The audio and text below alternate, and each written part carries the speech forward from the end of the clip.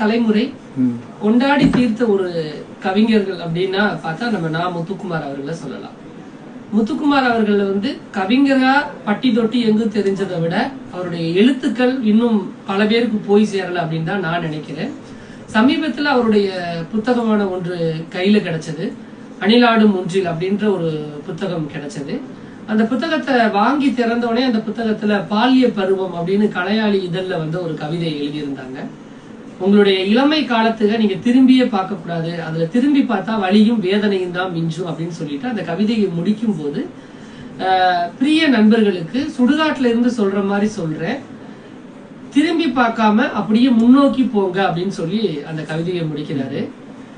அதுக்கப்புறம் அந்த புத்தகத்துல அவர் பதிவு செய்கிறாரு, இந்த புத்தகத்தை என்னுடைய மகனுக்கு நான் சமர்ப்பிக்கிறேன் அப்படின்னு சொல்லி உறவுகளினுடைய நேசங்களையும் புரிதல்களையும் அன்புகளையும் உறவுகள் எப்படிப்பட்டது அப்படின்றதையும் இன்றைய தலைமுறைக்கு ஒரு தந்தையா அவர் எப்படி எடுத்து சென்றிருக்காரு அப்படின்றத அந்த புத்தகத்துல அவர் தெளிவா எழுதியிருக்காரு.